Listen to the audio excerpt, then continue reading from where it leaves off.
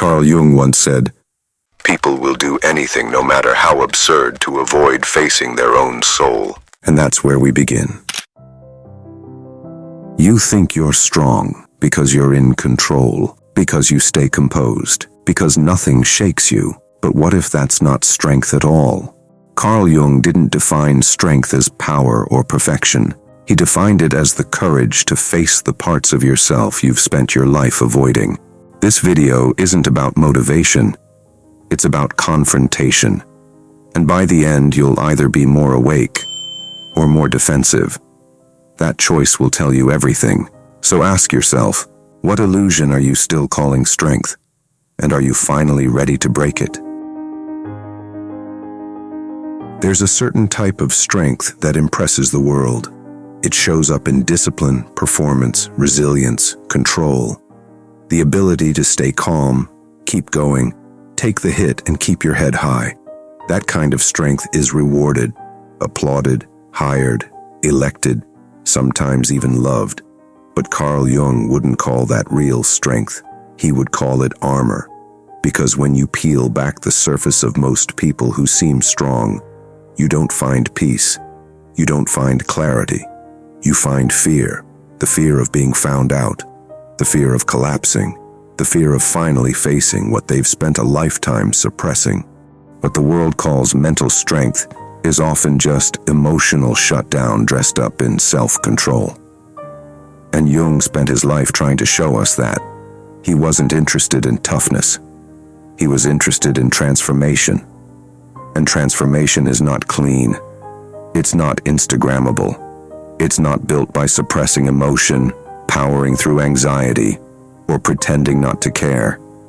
It's built through radical confrontation with the self, especially the parts of you that make you flinch. That's what this video is about. Breaking apart the false definitions of strength you've inherited, culturally, psychologically, personally. We're going to replace them with something deeper, more grounded, more dangerous maybe, but more real. Because according to Jung, you cannot be mentally strong without psychological honesty, and you cannot be honest without shattering your illusions. And here's the part no one wants to hear. Most of your illusions are self-made. The image you've been projecting to survive, that's your persona. The story you tell yourself about who you are and what's not a big deal. That's your ego. The part of yourself you refuse to admit even exists. That's your shadow. And the parts of your life that feel stuck, repetitive, or fake. That's the cost of not facing any of the above. So let's begin at the root. Mental strength is not about how much pain you can take. It's about how much truth you can face. And Carl Jung believed that the truth, your unconscious truth, will come for you whether you're ready or not. In your projections, your relationships, your triggers, your breakdowns, your dreams, your defenses, your body, and eventually, if you're lucky, in your awareness. This video is your warning and your invitation. You say you want to be strong. Then show me what illusions you're willing to break. You've worn the mask so long you think it's your face. And that's not poetic exaggeration. That's psychological fact. Carl Jung called this mask the persona, the socially acceptable identity you construct in order to survive in a world that demands performance. It's the you who knows how to act competent even when you're panicking. The agreeable version of you, the efficient one, the one who smiles at the right moments, says the right things, keeps everything held together. It's not fake, it's just not the whole truth. And if you mistake it for who you really are, you'll never feel whole. The persona is a defense mechanism, not a personality. It's the compromise between your true inner nature and the expectations of the external world. But when you over-identify with it, you lose access to the parts of you that are real. Over time, you start mistaking fitting in for being strong, You think being unbothered is strength. You think staying silent is wisdom. You think being liked means you're whole. But none of that is real strength. It's just performance. And deep down, you can feel it. There's a cost to all this pretending, and it's your connection to your actual self. Jung wrote, "The persona is a system of adaptation, but it is not the whole of the individual." Most people walk around thinking they're strong because they've perfected their persona. But in reality, they're brittle. They're easily triggered. They're dependent on approval. They're terrified someone will see through the performance. You've probably felt this. You get praised for how composed you are, how rational, how unshakable. But underneath, disconnection, resentment, a quiet sense of being fake. That's the tension between the mask and the self, and it's where your real work begins. True mental strength is the ability to confront your persona and admit, this is not the whole of who I am. This is what I became to be accepted. But I am more than this. That's not easy to say, because the mask gave you safety. But now it's your prison. You built it in childhood, maybe even earlier, to protect yourself from rejection or punishment. And it worked. It got you through trauma, maybe through decades of your life. But the same mask that protected you is now blocking your growth. That's what Jung meant. And breaking it down doesn't feel like transformation. It feels like collapse. That's why most people never do it. They'd rather feel strong inside the role than feel exposed without it. But real strength is the decision to stop playing the role, even if it costs you approval or comfort. So ask yourself directly, what are you pretending to be? Who did you learn to become just to stay safe? And if you stopped performing, who would still be left? If you don't answer that honestly, your life will keep playing out as a performance. And the body always knows first. You'll feel anxiety, burnout, numbness, rage, and think you're broken. But it's just yourself trying to break through. Jung believed that the persona, if not questioned, becomes a mask that suffocates the soul. That's not metaphor. It's reality. You can't grow if you can't feel. You can't connect if you're always filtering. And you can't be strong if you're constantly trying to appear strong. So stop asking, how do I become stronger? Start asking, what part of me have I buried just to be accepted? Because that's where your real strength begins. If this is hitting somewhere raw, don't look away. That's not pain. It's truth trying to surface. And if this already shifted something in you, subscribe. We go deeper than most people are willing to go. Let's stop pretending strength means control. If it did, the most controlling people in the world would be the healthiest. And we both know they're not. The real question is, what are you trying to control?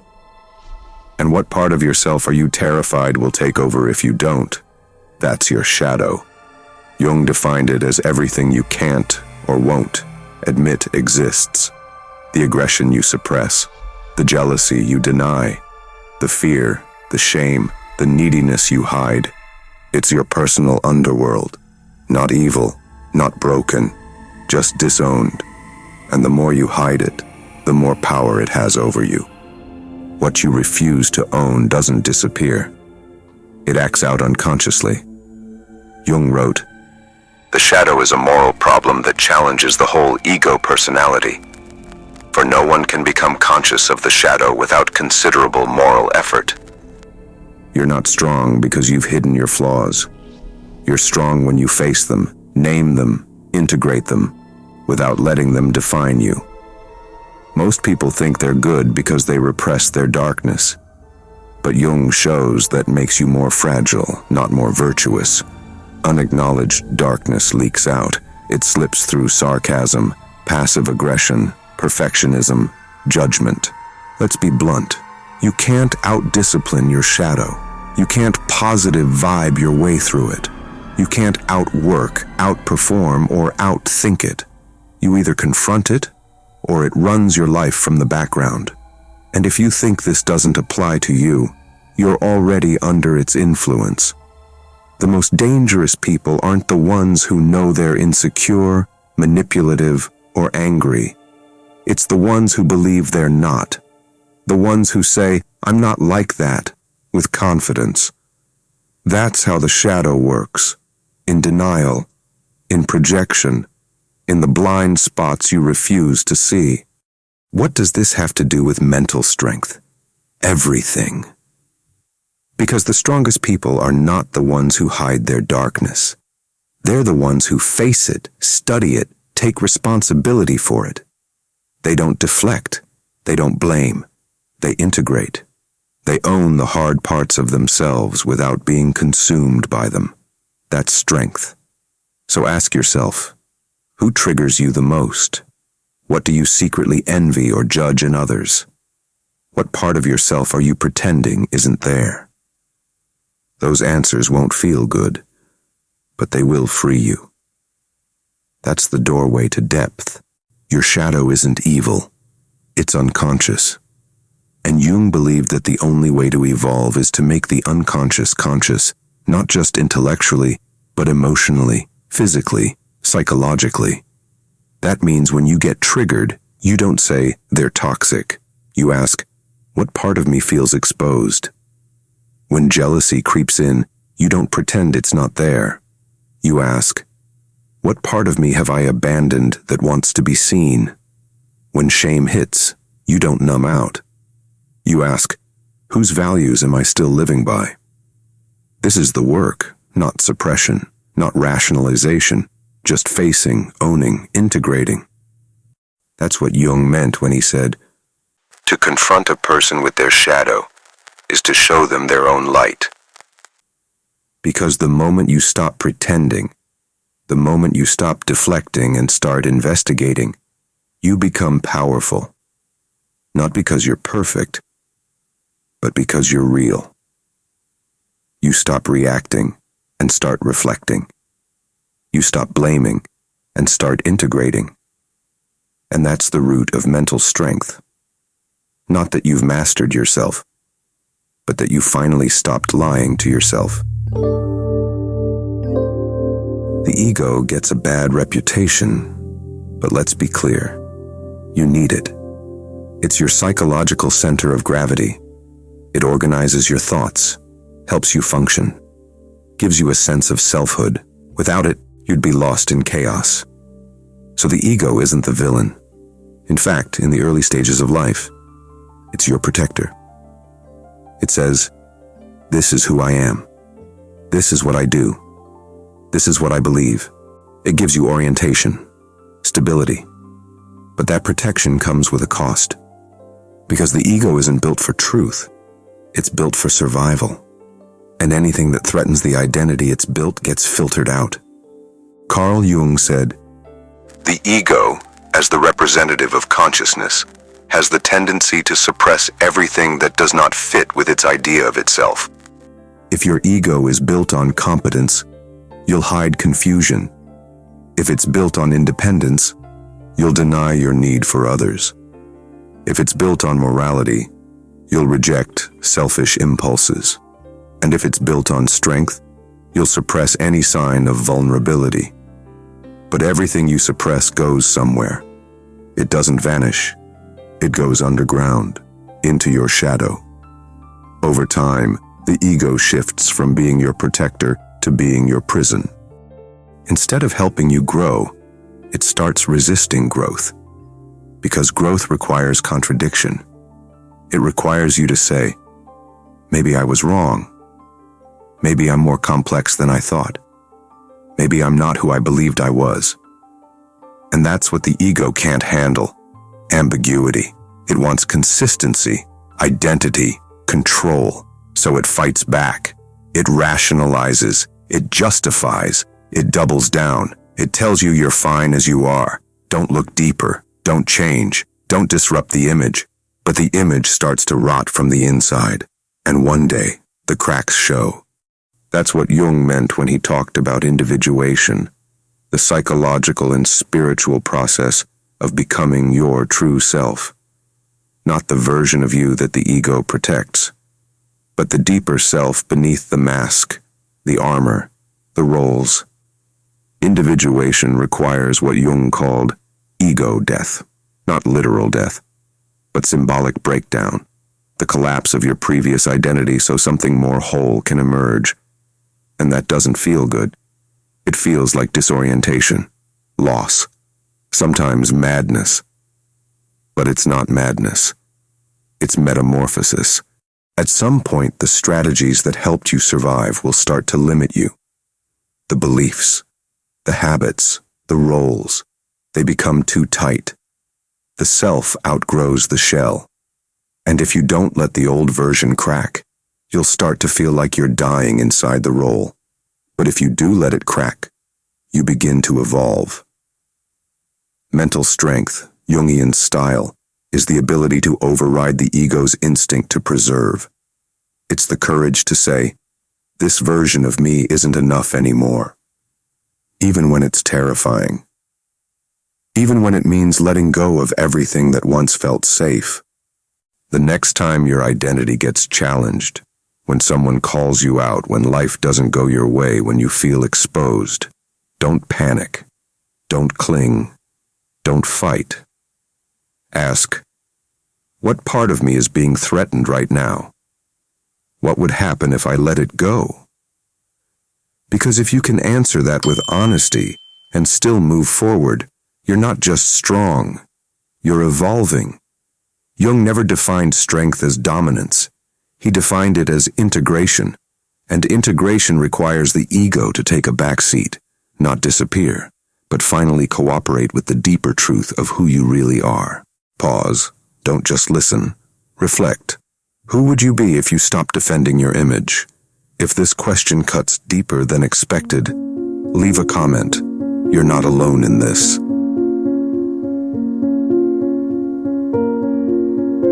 At some point, the rules stop working. You follow the script.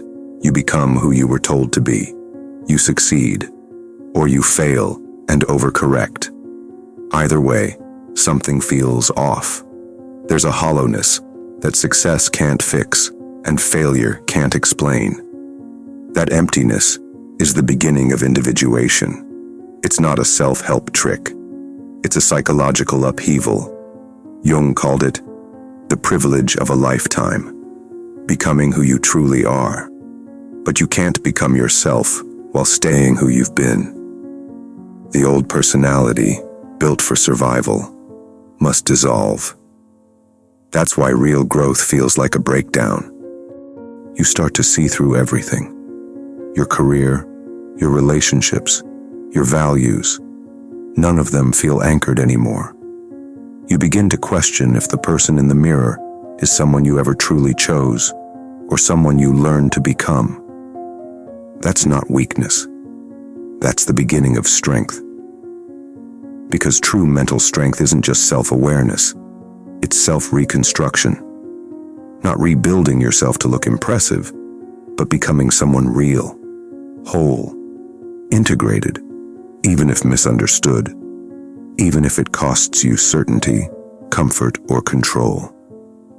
That's where real resilience is born. Individuation is slow, it's uncomfortable, it's sacred. You lose things, friends, identities, old dreams, but what you gain is a self that can carry both light and darkness without shattering. A mind that doesn't need to pretend. A psyche that can handle contradiction. That's the gift of letting go of the illusion. You stop asking, how do I fix myself? And start asking, what part of me have I never met? You stop performing. You start telling the truth. And that's the strength Jung respected. Not control, not certainty, but the willingness to confront complexity and live it. You've made it this far. That tells me something about you. You're not here for motivational fluff. You want psychological truth. So let's talk about what comes next. Jung didn't believe in passive reflection. He believed in confrontation, integration, action. That means deliberate practice, not performance. Real rituals that weaken illusion and rebuild inner strength. Let's make it real. First, keep a shadow journal.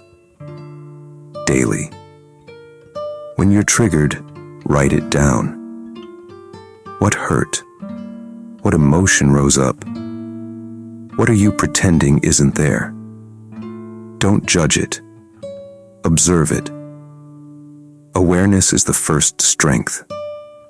Second, break your persona once a week. On purpose. Say no. Admit fear. Ask for help. Let people see your edges. That's how you separate who you are from who you perform to be. Third, study your dreams. Every night, ask a question before bed. Then write what you see. Don't interpret. Just listen. Your unconscious is speaking. Jung said, "The dream is a little hidden door to the soul." Open it. Fourth, create your illusion inventory. What do you pretend to be? What emotions do you suppress to fit in? What roles are you playing to stay safe? Write it all down. That's your false self. Now decide what you're ready to outgrow. Fifth, build a weekly ritual of self-confrontation. Sit with one question. What truth am I avoiding right now? Let it make you uncomfortable. Don't run. That discomfort is your threshold. Stay with it. That's where transformation happens. Jung never promised peace. He promised wholeness.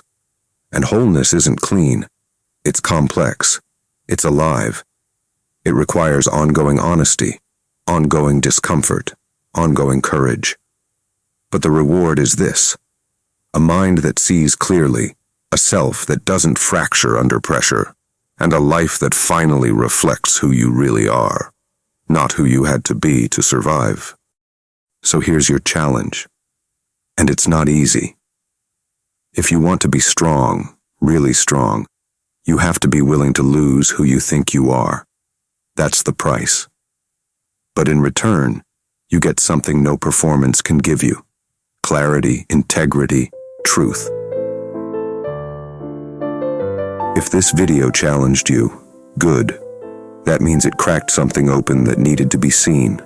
Share it with someone who still thinks strength means perfection. Leave a comment telling me the illusion you're ready to break.